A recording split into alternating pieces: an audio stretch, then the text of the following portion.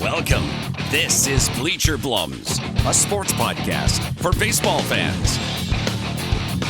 Now here's Dave Tuttle and the Astros' master of banter, Blummer.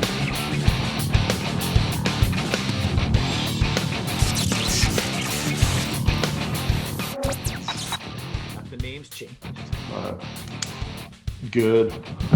We got that. Hey, big business today. We are back. The bleachers are open. And you know what?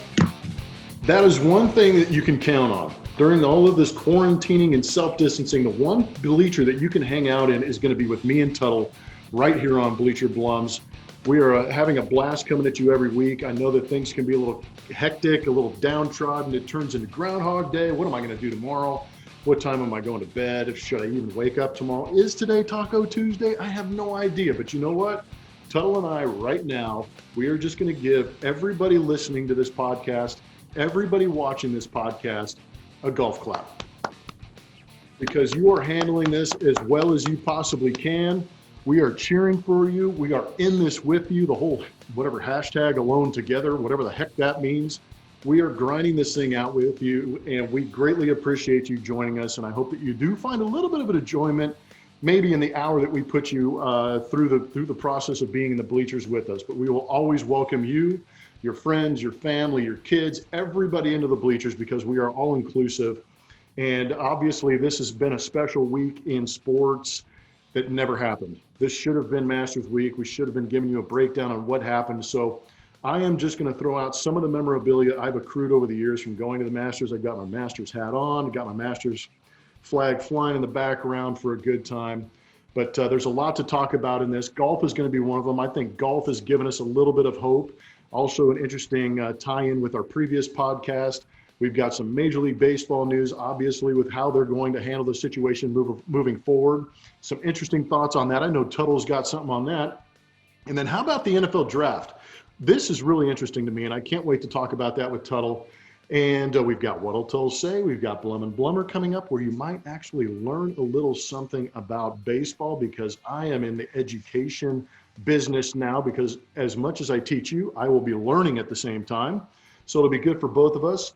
But I'm going to bring my good friend Tuttle in, and I want you to understand that I have figured out what quarantining means. Quarantining means this: naps and snacks, baby. How you doing, Tuttle? Doing great, Blummer. Hey, thanks for the welcome in, and I want to show everybody my shirt as well. I got the bump my head. I got the injury. Yep, injury. I'm on the. I can't say DL. I'm on the injured list, but I got Please my be bleacher proper on the podcast. I got my Bleacher Blums cross guard orange shirt on today, just for everybody at home. And I got to remember that there's a shelf right up here, so if a lump forms as I go. Yeah, don't do that. We don't want no concussions in podcast world, man. Come on. There we go. Hey, you got to get an injury somehow. You can't get an injury napping and snacking. But the golf clap is well warranted during this. That we just finished Masters weekend, or what should have been Masters weekend, and I do have to applaud everybody. I mean, out here, basically the news is that we're turning the corner, and I'm really thrilled that that's happening. I mean, it looks like we're about to peak out, and then kind of start to matriculate back into society. I'm not sure how that's going to look, and I think based on some of the discussion that we've teed up for today, people pilfering and kind of jumping on the bandwagon of our ideas about how to bring baseball back slowly, but it looks like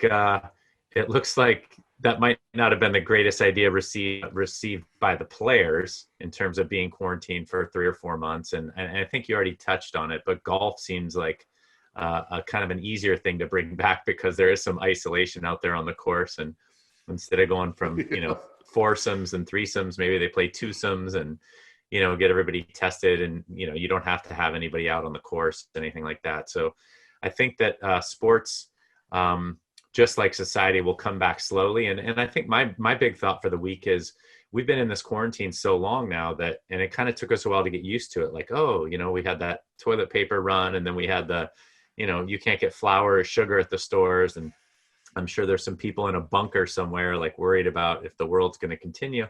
But it took us so long to get into that quarantine mentality. It's going to be really interesting coming out of it. I think that transition out of the quarantine is going to be surreal. It's going to almost be like being like getting put on quarantine. Yeah, no, you're dead on. It's one step at a time, and where do we go, and how do we interact? It's going to be super, super unusual. I think that you might be onto something, and it might be kind of interesting to talk about. But first things first.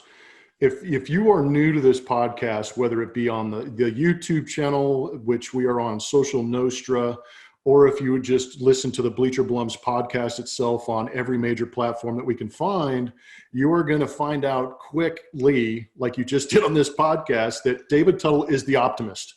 I am the cynic. I'm the one that is a little more like, what the hell's going on? And Dave Tuttle will be the guy that's like, Geoff, I think we're overreacting. But I love the fact that you're bringing in hope. And I think that's something that we really need to kind of latch on to right now, not to steal everything from Shawshank Redemption, but, you kind of got to nurture the hope that there is hope. And I think you're right that there is hope at the end of this whole thing, because if we do believe some of the media reports and some of the news we're getting, the results are much better than even the scientists anticipated. So I think that helps not only life itself, but it helps what we talk about a lot is sports.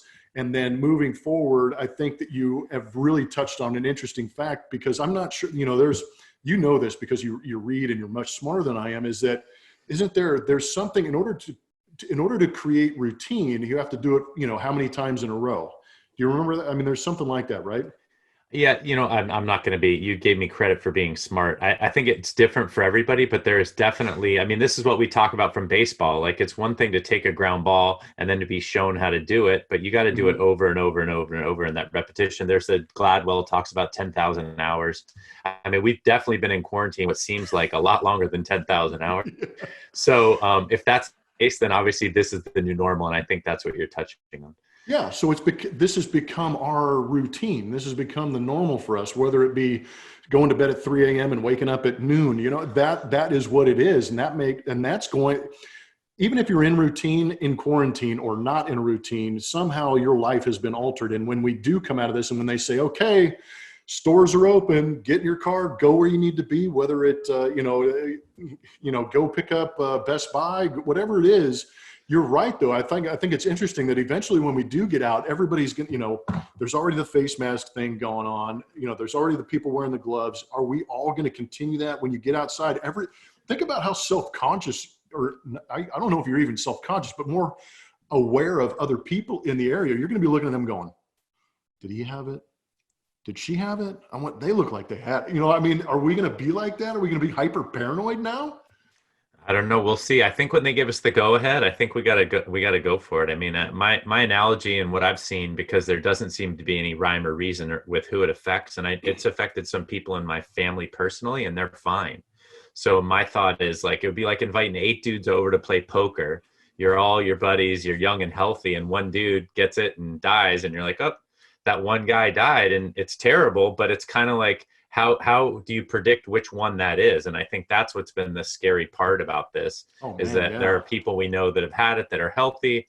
There are young people that have gotten it. And, I say young, like younger than you would expect. Not really young. Anyway, no young folks have died from the COVID-19. But anyway, I digress. I think the point is that it's just very arbitrary. And I think coming out will be really interesting. And let me just say one last thing. It was funny because you talked about going to bed at 3 a.m. and getting up at noon. And I've been super busy with work, so I've kind of kept a regular schedule. But I got showered the other day. As the folks could tell, haven't found a razor in the past 10 days. But I did shave once during quarantine. But anyway, I came down, showered, and I had pants on and a flannel. And my daughters were like, "Where are you going? Where are you going?" I'm like, well, I'm not going anywhere.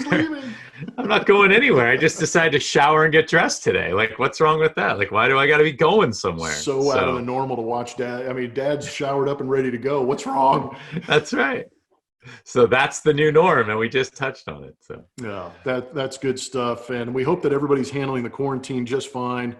And now that we've gotten some pleasantries out of the way, I've got an exciting sponsor of this podcast that stepped up for us. It is going to be Ladder, and Ladder is a nutrition group that was founded by LeBron James and Arnold Schwarzenegger, two highly athletic individuals, to change the way supplements are made. What's interesting about these guys, already athletes, but they grouped together with some top scientists to formulate a line of clean performance products, which I think is kind of great. And unlike most supplements where they just produce them and get them out to the masses, these guys are actually doing a great job of sending every batch to be tested by a third party to be verified to the highest standards of quality and safety. And just so you've got a little bit of proof, I know on the podcast you can't see this, but I have actually tried a couple of packets that they've sent to me. Obviously, the protein powders are going to be pretty popular. I've been drinking the vanilla plant protein. It's been going really well for me. Obviously, it mixes great, and it's pretty smooth when it goes down. There's a solid vanilla flavor to it. But, what's interesting in quarantine is that, sometimes your food choices may not be spectacular. And what's been great, I found this one, it's called Greens, and it just basically supplements all of the broccoli and Brussels sprouts and green beans and all of the vegetables I should be having. So now I can get it in powder form, get the supplement as far as the vegetables are concerned, get those in me. So I've had a lot of fun working with them, and we appreciate their business. But if you go to ladder.sport and enter the code BETTEREVERYDAY, you'll get 30% off everything site-wide. So again, that's Better Every Day is the code for 30% off at ladder.sport. And that is going to do it for business. We appreciate Ladder being on board with us. And we are going to get now into the thick of Bleacher Blums. And I talked about it earlier, and you can see it over my shoulder, the Masters. What should have been Masters Week, I'm sure my wife is thoroughly upset. I hadn't planned on going to the Masters this year. I've been 3 times. The pageantry, the glory, the majesty, the arrogance, if you want to call it, is amazing. And I love every bit of it. And I'm sucked in. I'm sold out. I drink the Kool-Aid, whatever you want to call it. So I was thoroughly disappointed not to be watching the Masters, obviously, because I get to watch the Masters in the morning, call a baseball game at night. That's a pretty darn good routine to be able to go through.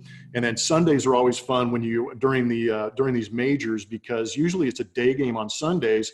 Call the game, Astros win, we say happy flight, get on the plane, and guess what's on TV?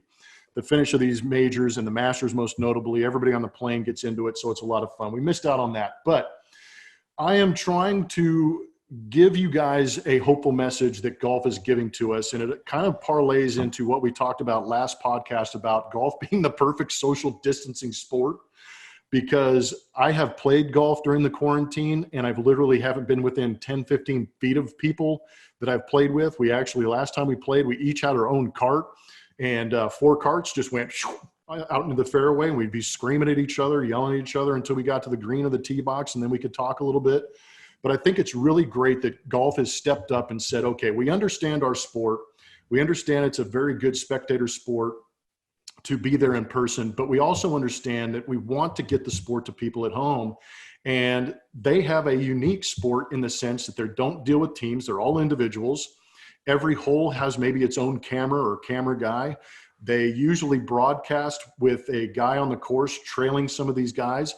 And then they have a specific booth set up on the course where they can broadcast some of the overall, broader topics and go to each hole and talk about it. So I think they've really taken advantage of the setup to go out there and play golf. And I think it gives hope to everybody else out there. I think that Major League Baseball, the NFL, NBA, we all needed somebody to go, hey, we're going to give this a shot. Granted, they're a unique situation, like I said, being a bunch of individuals playing this sport, so you don't have them in a dugout or a sideline, and you're worried about who's going to get what. But if these guys test negative, and they clear to go play golf, they're going to get it done. And I absolutely love the fact that they picked times and brought back the majors and put some emphasis on that. So I am incredibly stoked about that. I'm going to get some of the information from Tuttle and see how he feels about this whole situation, if it's the right thing to do, if not. But I think that you should talk a little bit about golf bringing things back. Yeah, ideally what we just talked about before with the baseball piece and, trying to get the fans in there and everything like that. Golf is very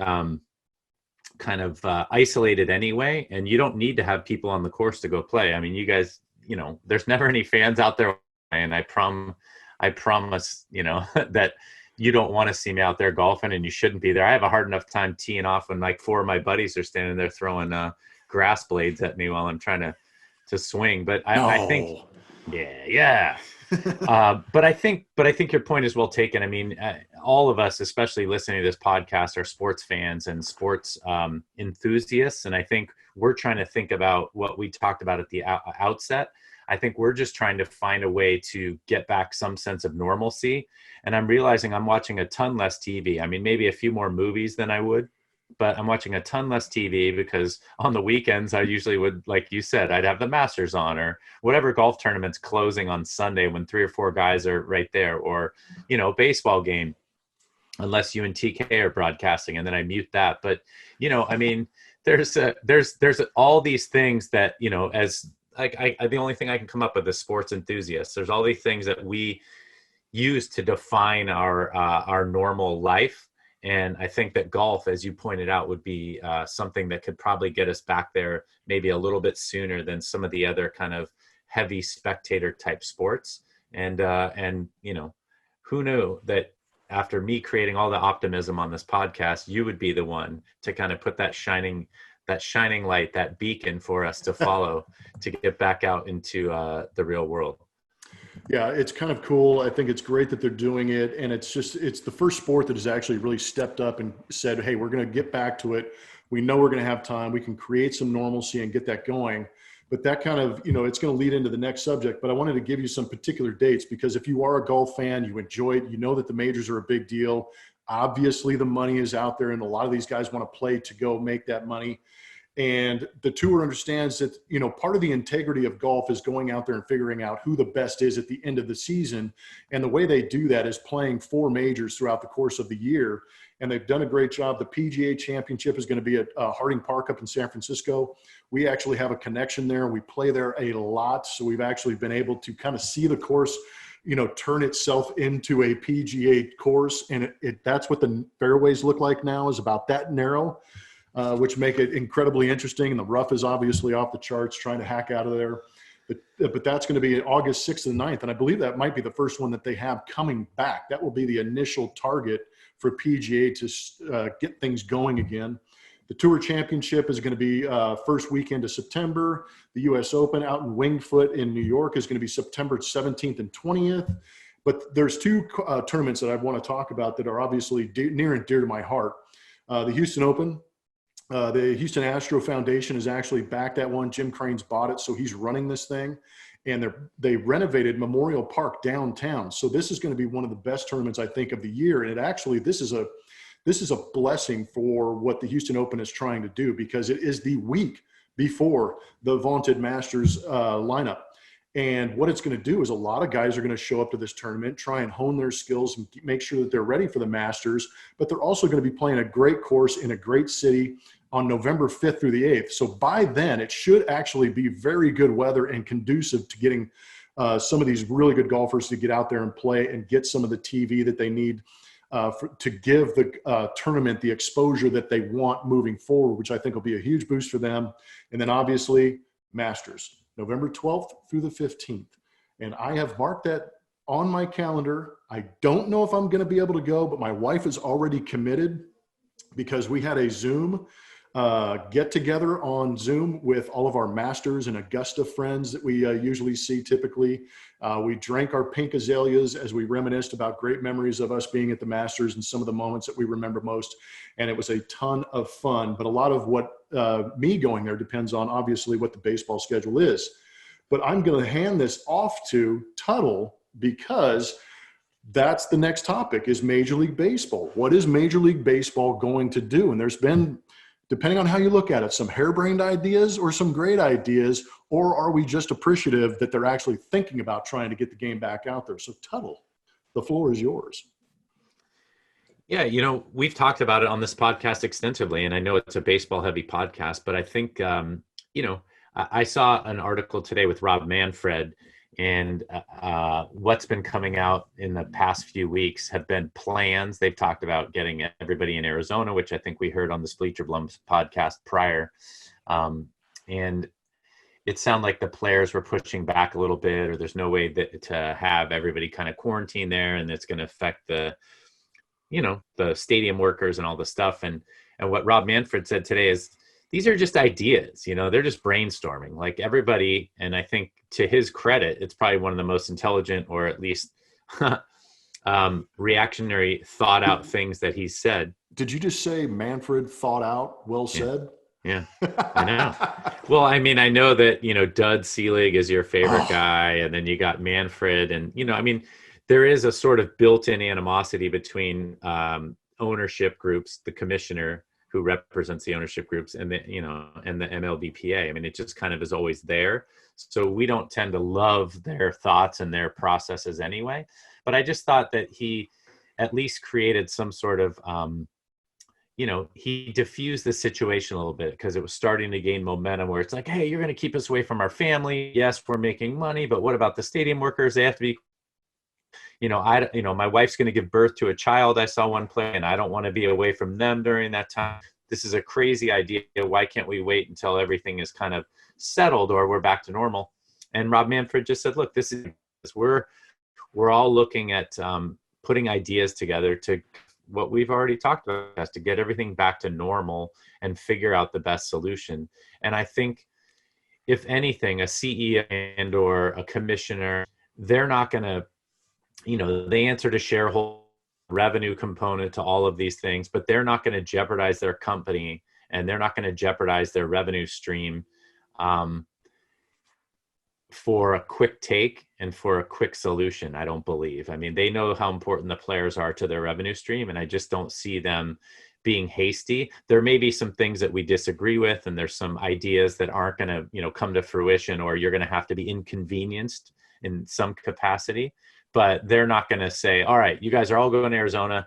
Don't argue with us. This is going to happen at the expense of, like you said, losing overall money or revenue, and or having a strike or a lockout or a walkout, anything like that. They will not jeopardize. So I thought it was nice that he kind of backed off and just said, hey, look, this is these are ideas that we're putting forward. And you already brought that up with the Masters being in November.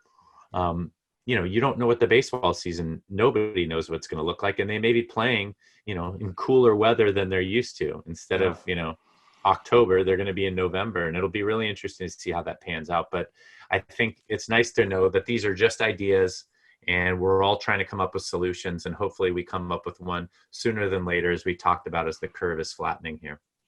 Yeah, it's been pretty interesting. And some of the stuff that Tuttle is talking about, obviously the first one that got out there and created all kinds of chaos was, we're going to put 30 teams in Arizona. We're going to play at 10 spring training sites. We're going to use Arizona State University's field. We're going to use the Diamondbacks, I believe it's still called Chase Field.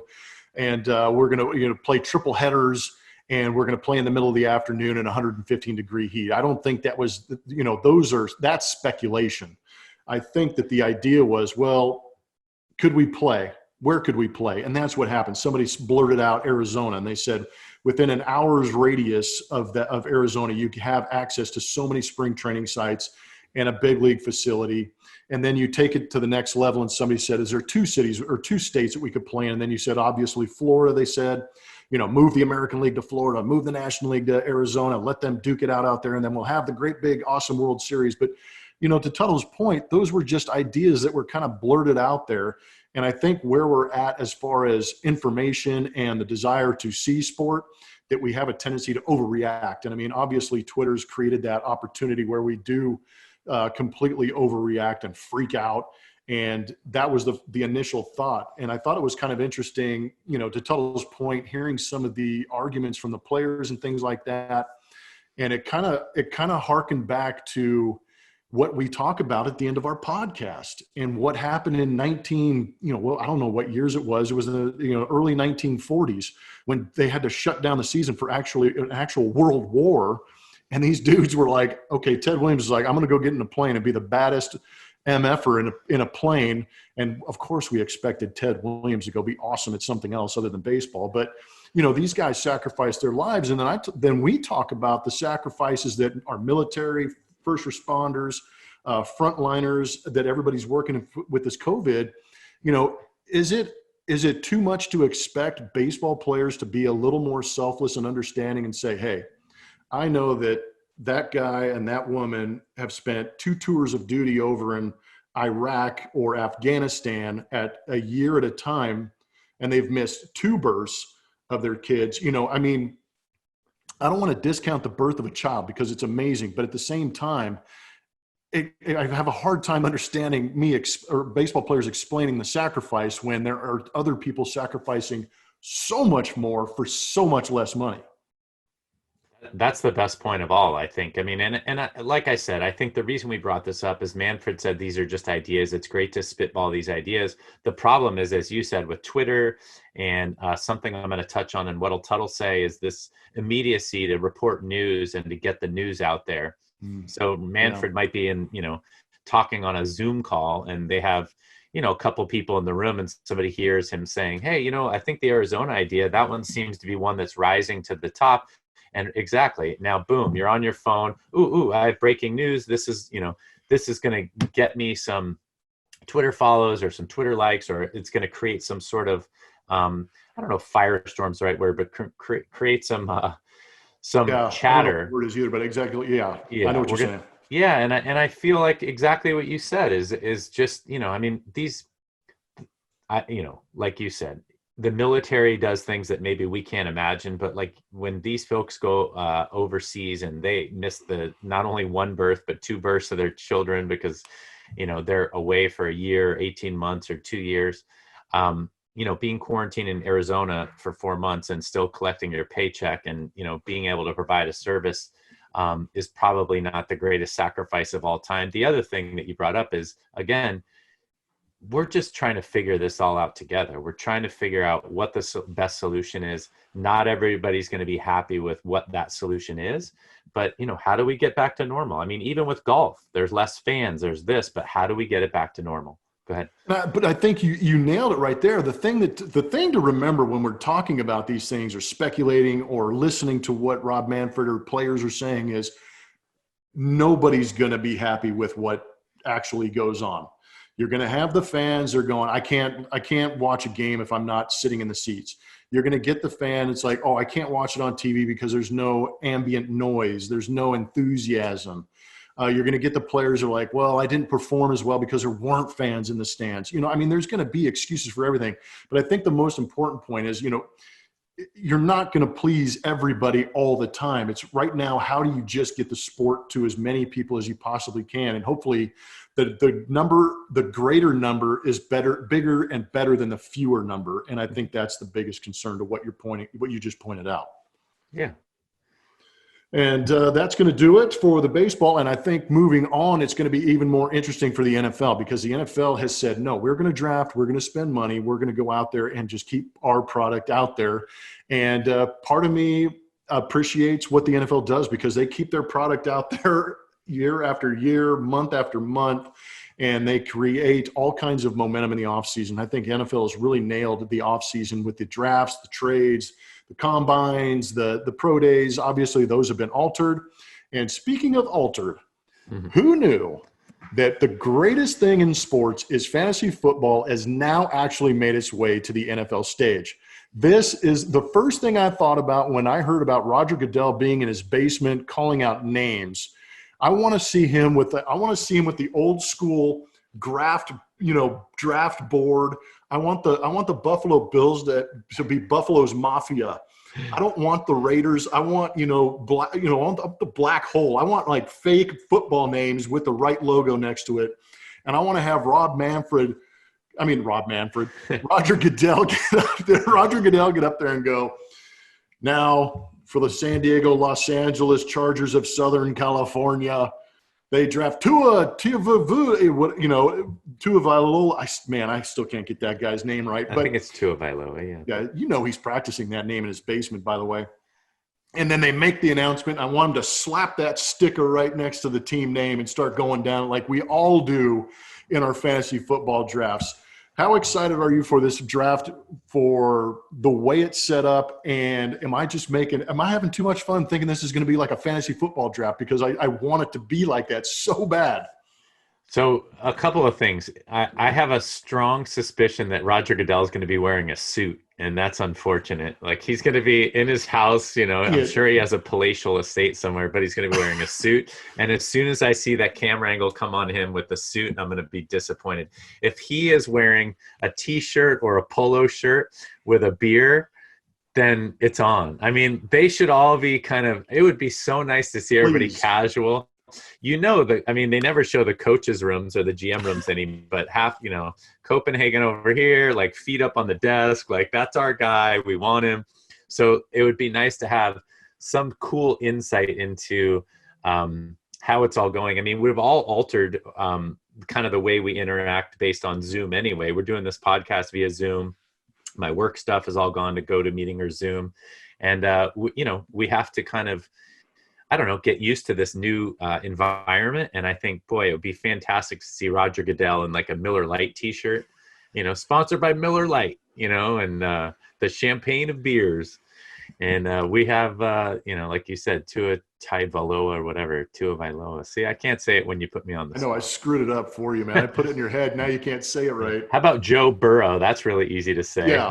Let's say That's Joe who Burrow. you want the first pick to be. You don't want it to be Tua because you want to be like, oh, great, Joe Burrow. Yeah, I got that. You That got rhymes. right. Okay. And after a couple of pops, much easier to man. roll off the tongue. Joe Burrow. That would be fantastic. I'm with you. The pictures of the war rooms, it's got to be a lot more casual. I don't understand why they would actually, if you're going to do this, do it all the way. Don't just sit here and go, okay, we're going to keep it the same buttoned up NFL draft brought to you by, dude, break it down. Unloosen the tie and have some fun. I'm telling you, if Goodell's wearing a suit, I may click it off. I mean, this has got to be, it's a one-time deal. Like get in your polo shirt, put your feet up. He should be wearing like slippers. I'll give him a break if he's wearing slippers and like a smoking jacket, like, in his lounge, like, all right, in a big high back leather chair, kind of like story time and a pipe. Like, oh, and the first pick of the draft today is... It'd be great. He closes the door, flushes the toilet, comes out, and he's like, with the number 3 pick overall. That'd be great. Oh, my And then gosh. I don't know if he's got nephews, nieces, kids, whatever. If he's got some grandkids floating around, bring the grandkids over and just be like, hey, Grandpa's going to be downstairs calling out some names. If you want to come down, and have him be like, well, hey there, Sonny. You want to call out the 5th pick in the first round and just let it rip. That would be great. And I think just something, because I'm not a big draft watcher. Typically, I'll see the highlights maybe the first round. But I do know, like, on day 2, because I'm always looking for something to watch, I'm like, oh, on day 2, the draft is still on. And you're kind of like, unless you're involved in it, you're not, kind of paying attention. They'll have, like, I remember the Raiders a couple years, they had, like, Tim Brown come back and, do a pick. So, like you said, they're having special guests or special kind of visitors. Like, hey, we're going to have Jerry Rice announce the 5th round pick of the 49ers. It would be so great. Like you said, Roger Goodell, this is grandkid number 7. And come on, Billy, come up here. I want you to announce the, like you said, the Los Angeles Rams pick for, the 5th round is going to be so-and-so. I think, like you said, there's so many things that they can do. You said it kind of at the outset that they end up staying at the forefront of the news and at the forefront of kind of the sports world. I think if you go back and look at when their press releases are, they'll pick like a Masters weekend to press release something, and you're like, oh, we can't let the Masters have all the say-so and the hubbub. So to your point, I think there are many things that they can do, but being a kind of professional buttoned-up organization, it'll be I think we'll be sorely disappointed with the results. That's my guess. Yeah, I didn't anticipate you coming up with that, but I now thinking about it, this is an absolute golden opportunity for them to do something like that. And now that you brought it up, if Roger Goodell is, hopefully cool enough to do something like that, or at least, make it a little more casual and fun in that sense, because I agree with you. If they are buttoned up, you're just going to go, okay, they're just making picks. What's the fun in that? I will now be a little more curious about the players, because usually they're in that green room behind the stage or next to the stage waiting for their name to be picked. And will they be suited up, or will they be chilling out and do some TikTok dance if they get picked with their family or something? I don't know. Oh my gosh. Now we did not prep this before the podcast. We're not really at all. That is the truth. So But we think about those green rooms. So those guys come out in the suit du jour, like they had, oh yeah, this was a custom made suit. And look, I put the team logo in here and I knew this was going to happen. And you're like, oh, great. But I think they're probably going to have to be quick with the camera because they're going to, I mean, if they're really going to go into the top 25 players' homes with, Zoom or some sort of, there's going to be all kinds of chaos and mayhem. And I guess, what do you guys call it? I mean, most of the things you do on TV are produced. This is going to be, you're going to have lack of control, and nobody likes lack of control less than the NFL. So they're going to go into the third. I mean, we saw that picture of the guy from the Dolphins a couple of years ago from Mississippi with the gas mask on. Yeah. Hey, he was ahead of his time, man. Don't get mad.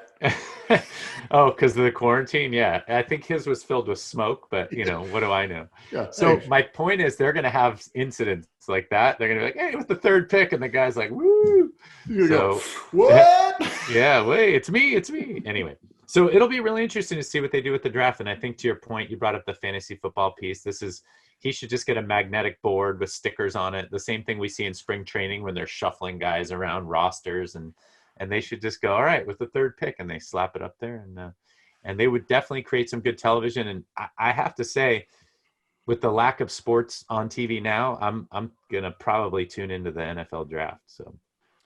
Yeah, I know I am. And I even more so now that you brought up the fact that Roger Goodell has an opportunity to turn this into a spectacle in itself and have some fun with it, because hopefully there is no other time like what we are going through right now. So you might as well go out there and make it memorable and make it stick and keep it in everybody's memory, so that when they do tell a story and say, hey, man, we went through this hellish time where there was a pandemic, but man, did we take advantage of it and have a good time with the NFL draft, or bringing back golf, or bringing back baseball. So some good topics right there around the world of sports, and some great insight from my boy Tuttle over there. And I think now that we are going to move on, we got a couple of hot topics out of the way. Of course, we got to get back to What'll Tuttle Say? What'll Tuttle say today? Where it's going to be an open forum after I give us a little topic. That's kind of how the whole podcast goes anyway, because an optimist and a pessimist and a cynic and all of those kind of different balances we have on the podcast. But I read a really interesting article. I found it interesting by Phil Mushnick of the New York Post. He's a longtime writer. The New York Post, I know they have a reputation of hot and cold, but definitely strong opinions. He brought up a topic that fascinated me regarding credit for a breaking story. And he was really critical of ESPN, because ESPN's like, as recorded by Adam Schefter, reported by Adrian Wojnarowski. Like, those are the only two guys ever out there. And I think the intro to the article was about Al Kaline. So Al Kaline, supposedly one of the most gentlemanly guys in the entire world. I don't know if you've ever crossed paths with him or met him, but No, that's a true statement. He was one of the best people. I mean, you roll into Detroit, and he was literally the mayor of Detroit because of all of his accolades with the Tigers, but he couldn't be more gentlemanly and willing to talk about the current game or the game he played back in the day. He was a phenomenal human, and may he rest in peace. Yeah, great dude.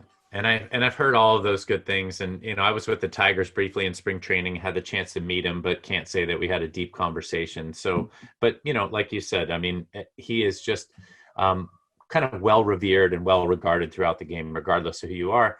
But, Phil Mushnick was just touching on the subject that, ESPN really has now just taken credit for everything. Like, all sports news comes from them.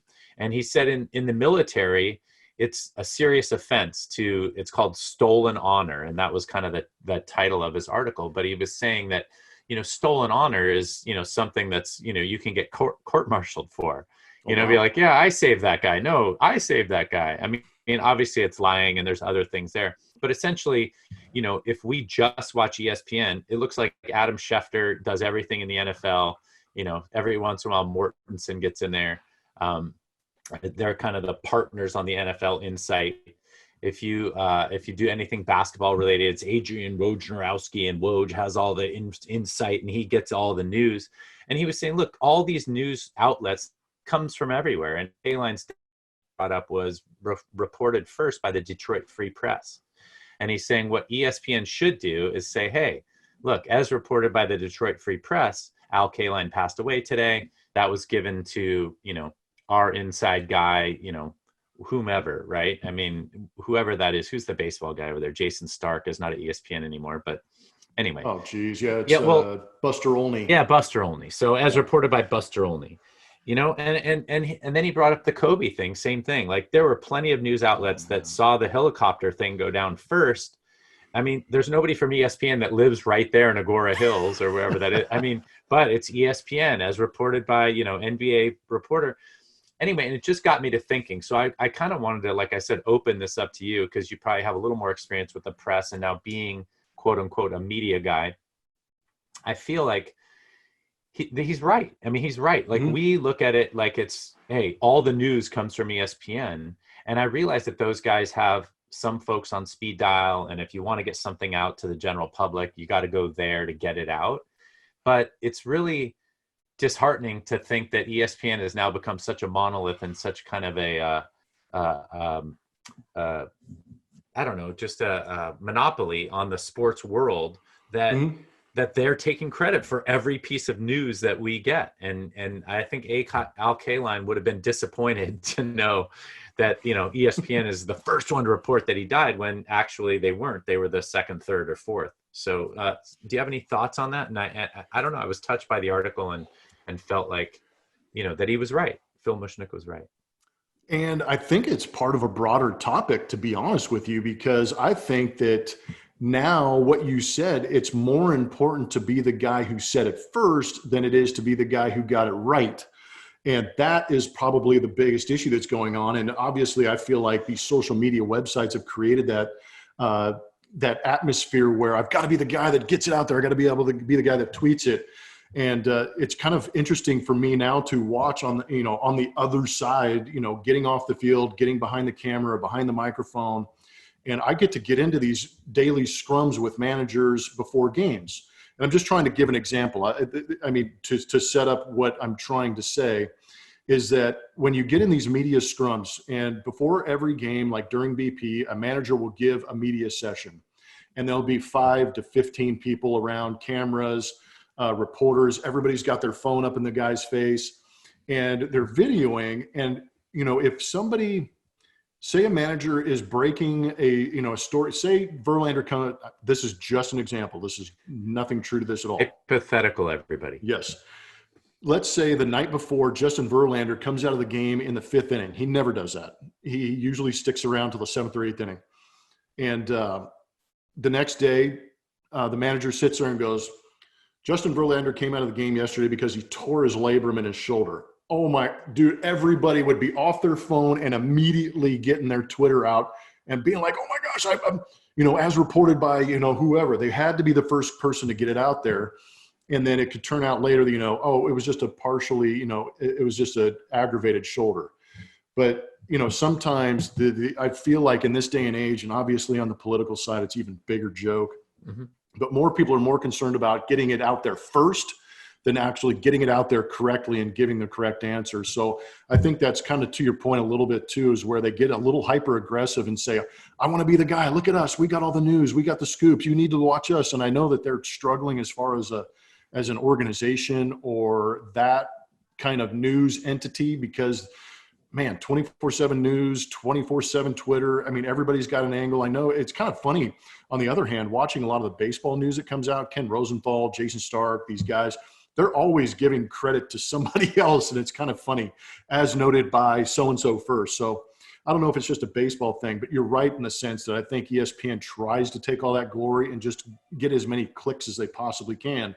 And unfortunately, that's the world we live in right now. I appreciate your insight. And I think you're absolutely right. It is a broader topic than what I brought up. The article just touched a nerve with me thinking about it. And I think the problem is you probably notice it more now that you read the article. Well, absolutely. But I also noticed what you said, like Buster Olney and, Peter Gammons was always really good at it. Jason Stark. I mean, these guys are solid humans. They know where the report came from, or they'll say, hey, even the clubhouse attendant reported that, hey, Yeah. So, I mean, they're not allowed to speak typically, but yeah, they're very, they defer and they say where they got the information. I guess my thought is, I mean, how much credit do you need, right? If you're ESPN, people go there to get the news anyway. So it's not like it's going to hinder, Adam Schefter or Adrian Wojnarowski. And I'm not I'm not criticizing those guys either. I don't know how they get their news and how they go about their business, but it just seems that if they were the second or third source, it would be very easy for them to say, as reported by the Detroit Free Press, Al Kaline, as was texted to me by the Detroit Free Press, like beat writer, whatever his name is, Joe Schmo, he told me that Al Kaline passed away today, and we were sad to hear of it. ESPN still gets the credit. They have like you said, an international following and a broader audience, and that way the news spreads.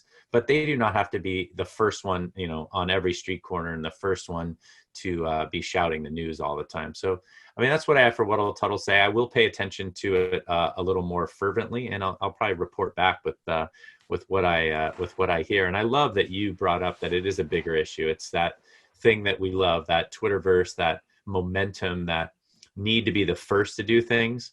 And I think, again, we've continued to talk about our upbringing in baseball and grinding things out and taking kind of a long process to have results. You do not get immediate results. And I think there's a lot to be said for that. And it looks like some people that are new, like you, I'm not a big fan of TMZ, but TMZ doesn't look like a, hard hitting, like deep into the news story kind of organization. They're like quick hitters, and they're probably happy. They have sponsorship and they have money, but it's not my cup of tea, and it's not something that resonates with me. So that's all I got for What'll Tuttle say. Let's throw it over to Blummer for Blum and Blummer. That's right. And I got a couple of topics, and one of them I want to hit on is everybody keeps talking about the sabermetrics, analytics, this and that. So I'm going to take this opportunity while baseball is not being played to do a little bit of education. I'm not going to get crazy. I'm not going to start talking launch angles. I'm not going to start talking about getting my elbow up and trying to create lift.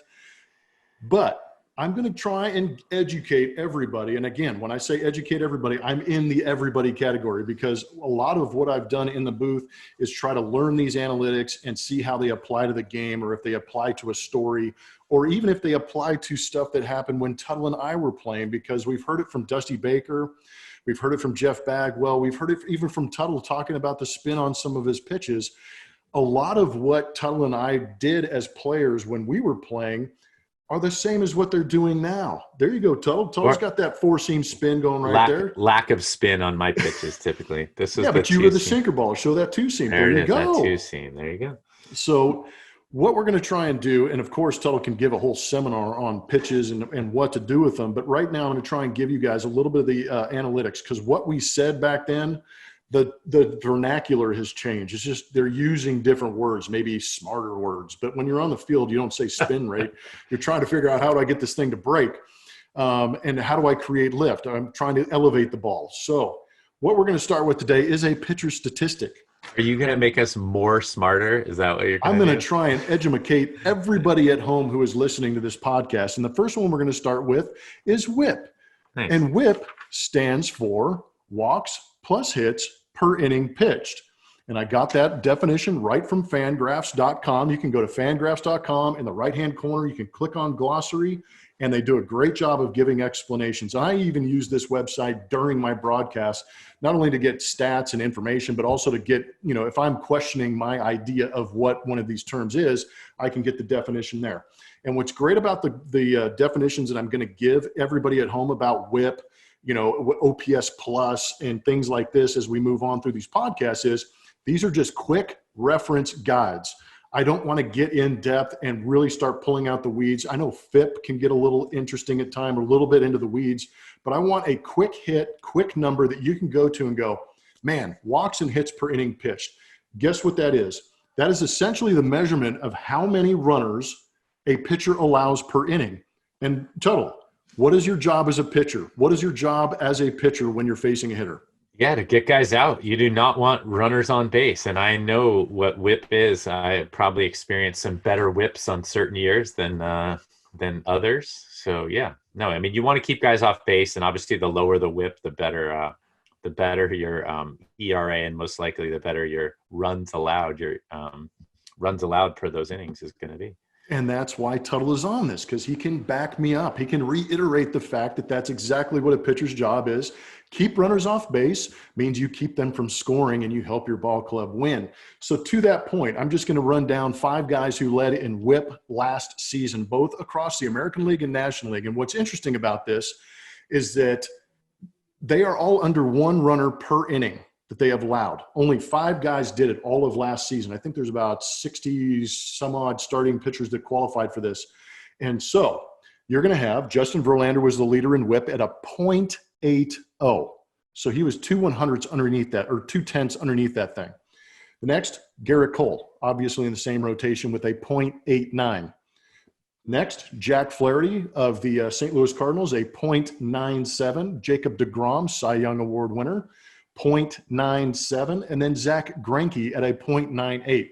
So just to give you an idea of how that whip kind of correlates with ERA, and if you did back those numbers up, which I could have done a better job in giving you the ERAs for these guys, is that the low whip equals pretty much a low ERA. And so there's going to be anomalies in there, but I'm just trying to give you some stats that will help you understand or maybe investigate a little bit more easily to see how great some of these guys are. So that is whip. Walks plus hits per inning pitched, and that's how you get that number. So that being said, I want to now focus in on all of the scientists, doctors, and everybody who is locked in on trying to figure out this godforsaken COVID-19 thing. We need vaccines, we need cures, we need whatever they're looking for, antibodies, whatever it is. I want them to not worry about what's going on outside their bubble. They're in their hazmat suits. And you know what? I would actually like to have all their hazmat suits in jet black masks, black hats. Get angry at this thing. Turn on Metallica, flip on Seek and Destroy, get in there, get mad, and figure this thing out. I don't care if you got a Red Bullet. I don't care if you got to caffeine your brains out. Go straight gamer on this thing and just get the Monster Energies and get in there and start figuring out how to fix this thing, because we need you. I don't want you to worry about anything else in the world. I know you're away from your families. We all are. Get in there, grind this bad boy out, figure out that vaccine for the greater good of humanity. Put your name on it and put it out there. Don't worry about who's going to offer the most money for your creation on how to fix this thing. Just get in there and fix it, because I believe in you. We believe in you. And for God's sakes, we need something good to come out of this. So grind it out. And I'm done. Wow. That was impressive. I don't know how that related to whip, but that was awesome. And I think you're right. I think we definitely need people to kind of put on the blinders and lock themselves out. But that's a diatribe I haven't heard, and I love it, Blummer. It's an awesome way to finish this out. And that kind of falls into what we normally do at the end of every podcast. I know it's a 180 from the whip to the encouragement of figuring this damn thing out. But man, I know that you feel the same way. As we know, having been in baseball, that a lot of failure leads to a great success. So I know that they're kind of running their head into a wall and maybe found some obstacles they need to get over, but they will do it. I just pray that they do it sooner than later. And we are not only we're counting on you, we're cheering for you. But that goes for all healthcare providers who are out there. It's tough to watch them be separated from their families and wave to them through a window, but they're doing a great job. We appreciate you. Everybody who is supplying the nation with everything we need to survive in quarantine, and obviously first responders and all of the military out there trying to keep us safe. That's just kind of how that dovetailed into the tail end of this podcast. But had to get that out there and want them to know that we are highly encouraging them. And I'll send you all of my Metallica albums if you need.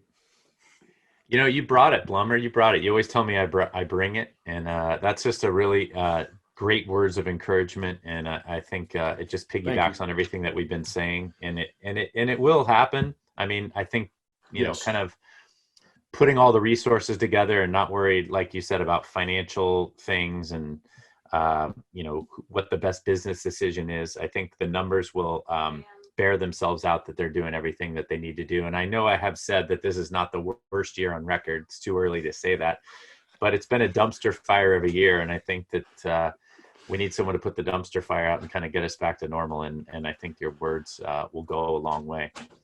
Let me say one thing. Oh, go ahead. No, I was just going to say, I hope they do.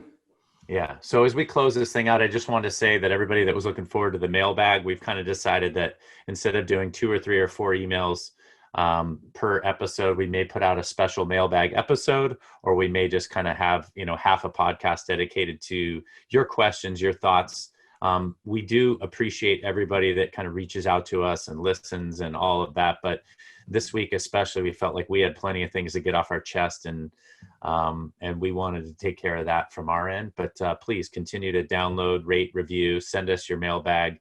Watch us on YouTube, the Social Nostra channel. So just follow us at your leisure, and please be good to us. And that's all I got for the day, Blummer. Really, really powerful words, and we just want to send good vibes out to everybody on the front lines, doing everything they can to kind of get our life back to normal.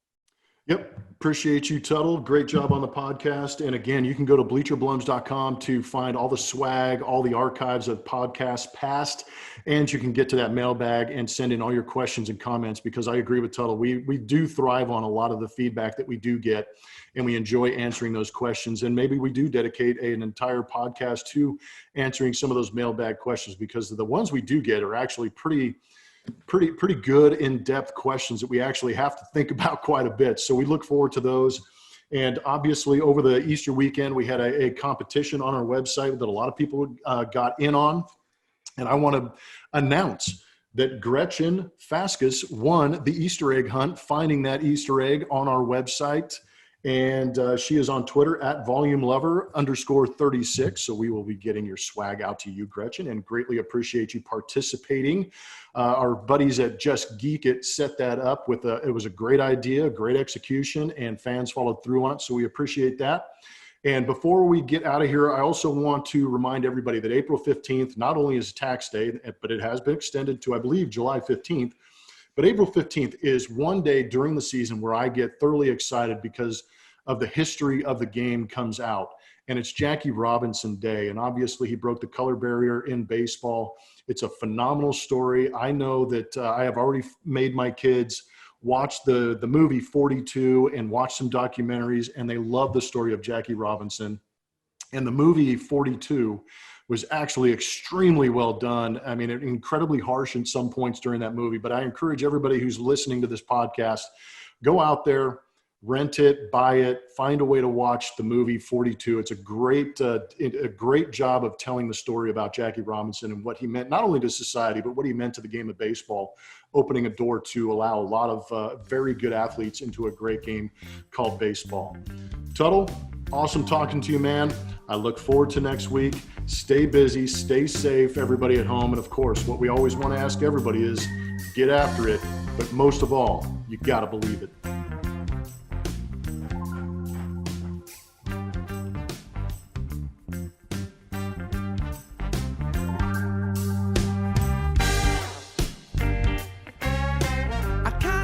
Funny how you look at me,